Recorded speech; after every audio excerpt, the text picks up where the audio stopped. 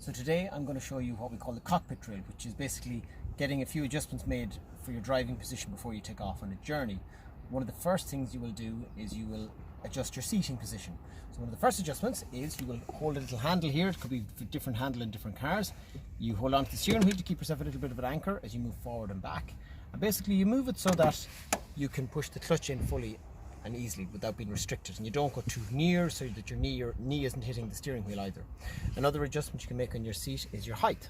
So in this car, if you pull this handle up, the seat goes up. If you push it down, the seat goes down.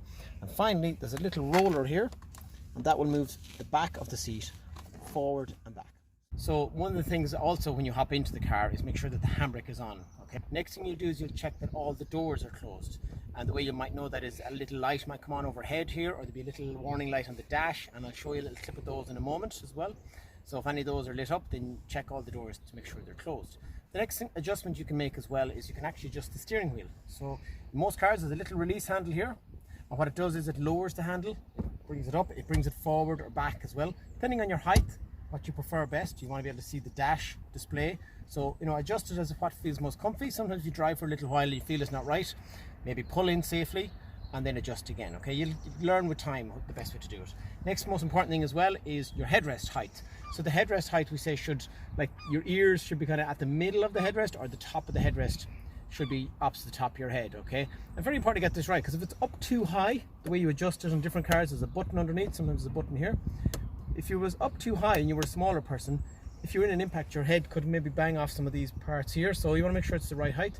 If it's down too low and you're quite a tall person, if you're in some kind of an accident or a collision, you might get thrown up a little bit and you could kind of get your head caught up here. So you just want to have it at the right height so that's as avoidable as possible. Okay, other little things then as well to remember: when you sit into the car, you've made all your adjustments, you're good to go, you put on your seatbelt. So when you put on your seatbelt, we'll usually catch it with one hand, drag it across our body. We'll run our thumb along to make sure there's no twists on it, okay, because they can be actually dangerous. Okay, so roll it down, you click it into place, okay, give it a little tightening so it's comfy, obviously, and just make sure there's no twists on it. Okay, a couple of things to make sure that the height runs across, as you can see here, across your collarbone, and you can adjust. If you can see here, the height of the seatbelt goes up and down. So remember, if the seatbelt is down below your collarbone like that, it's useless to you, it's no good. So make sure it's across your collarbone, and if you're a smaller person and it was up too high, it could maybe hurt your neck. So again, make sure you adjust the height of the seatbelt. And when you're releasing the handbrake there, the seatbelt, just press your red button and you keep a hold of it and release it nice and slowly back to its starting position. We don't want to let it go and snap back, because it could damage your windows, or it could damage yourself or hurt someone in the car. Okay, so that's the cockpit drill.